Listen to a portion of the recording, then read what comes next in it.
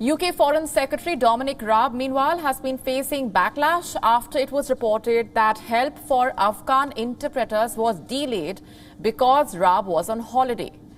The opposition has accused the leader of putting the lives of hundreds of interpreters who helped the foreign troops during the war at risk. Raab had reportedly been advised by senior Foreign Office officials on Friday to establish contact with the Afghan foreign minister to get urgent assistance to rescue the Afghan interpreters. Raab was advised to personally make the call for urgent support, but according to reports, the call was made by a junior minister. A government spokesperson said Raab was engaged on other calls. Earlier this week, some reports had suggested that Raab was seen relaxing on a beach on a Greek island on Sunday, the day the Taliban captured Kabul. Raab reportedly claims that he had been directing his team and engaging with international partners while he was away. The British opposition leader Keir Starmer criticised the government's response to the Taliban's capturing of power in Afghanistan. He slammed Raab for going on holiday as the situation in Kabul worsened. Foreign Secretary shouts now, but he stayed on holiday while our mission in Afghanistan was disintegrating. Mr. Speaker, he didn't even speak to ambassadors in the region as Kabul fell to the Taliban. Let that sink in. Let that sink in. You cannot coordinate an international response from the beach. Remember, the UK has pledged to take in up to 20,000 Afghan refugees over the next few years. Those plans are in addition to an existing scheme for Afghan interpreters and others who worked with the UK government. About 2,000 Afghan former staff members and their families have come to the UK this year itself.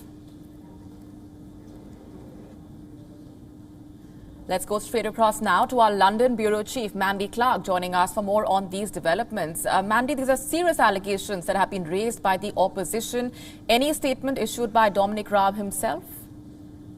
Well, there was a question as he was entering the House of Commons from a journalist who said, "Are you going to quit, Mr. Raab?" And simply answered no. So he certainly doesn't feel that he should step down at this point.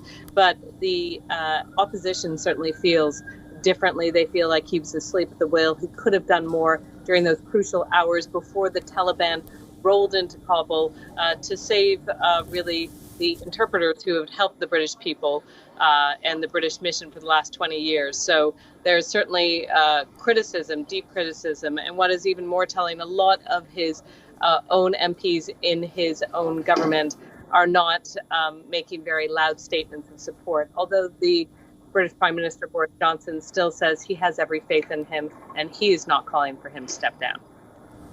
And meanwhile, in the midst of this controversy, Dominic Raab, according to reports, will be hosting a virtual G7 foreign ministers meeting on Afghanistan. What more do we know on that front? Well, it's to take place shortly. It will have all the foreign ministers from the G7. And it's really about that coordinated effort to get the nationals from the G7 out of country in a coordinated manner, but also all those Afghans who are vulnerable to Taliban reprisals, but also who have supported their missions. Right now, many are complaining that they simply cannot get to the airport, even if they have the right paperwork, so they're being blocked from flights. So it's looking at a solution to ease that passage. That will be the main item of agenda, finding a coordinated solution to the departure of Kabul. Mandy Clark, thanks very much for those updates. WION now available in your country. Download the app now. Get all the news on the move.